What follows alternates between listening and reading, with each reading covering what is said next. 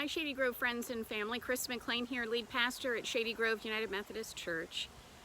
As we get into the daily this morning, I thought that I would share with you news from this week, and part of that begins with the staff devotion, which was on Psalm 34:15. We were studying these words: turn from evil and do good, seek peace and pursue it.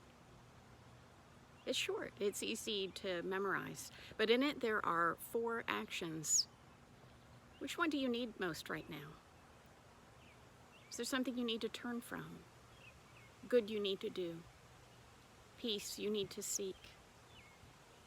Something that you need so badly you need to pursue it deeply. Turn from evil and do good, seek peace and pursue it. This is a good word that gives us direction, and that points us to, boom, the new shirt I got for my birthday. Thank you for my birthday wishes, everybody. And so my new shirt has a compass. I'm going to just turn you this way. Okay, now it's easier to see, even though it's less ideal for the screen. And so this is the next piece of news, a sense of direction. One of the things we have in the United Methodist Church to help churches find their sense of direction is the Office of District Superintendent. Our district superintendent has been Pete Moon, but Pete has now been assigned to Reveille United Methodist Church as their lead pastor, and so we are welcoming a new district superintendent this week.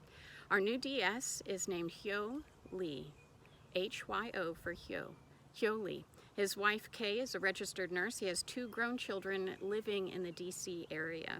I've known Hyo for over 10 years, I guess, and know him to be a person, he just smiles easily. He's so friendly, so strong in theology. He studied at McCormick Theology and also has a PhD from Vanderbilt. He is the most humble person that I know. And his early work with the district reflects that humility, but at the same time, a deep willingness to lead and serve God. Already, he and the office have touched base with all the clergy. We had a meeting yesterday, and everybody had a chance to introduce themselves. And also, they went through a survey that was done with laity in our district to make sure that your needs during this time of coronavirus are being met, and so that created some guidance where he was able to encourage the pastors, if their churches weren't already doing hybrid forms of worship, to move on and get doing that. If you're doing online worship, do online and drive-in to try to meet the many needs of our folks. We are doing online and drive-in, and very soon we hope our proposal will get through Reverend Lee's office. We've just sent that in this week, and we are looking forward to hearing back from him on our proposal to open in-person worship. Leads to the next item. What is going to be our compass? Again, our compass as we're trying to figure out when to be in person and when not, because we've watched a lot of states have to pull back from what they did open, and several churches have ended up in the news as a source of infection. So what we want to do is keep a good eye on what's going on in our community. I keep a graph of the 2 main zip codes that feed into our church, and on that graph, when the numbers are stable, when we have a pretty slow growth rate of virus and number of people are sick, we're going to have just sort of a flat line on that graph. But if we see that graph start tilting up like this, or even worse, if it starts to curve up, that's a sign that in our very local area, we might need to back off.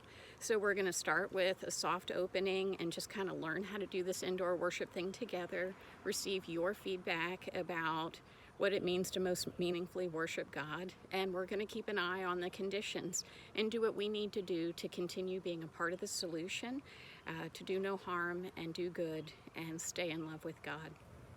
All right, so those are the news items I have, and the rest is prayer.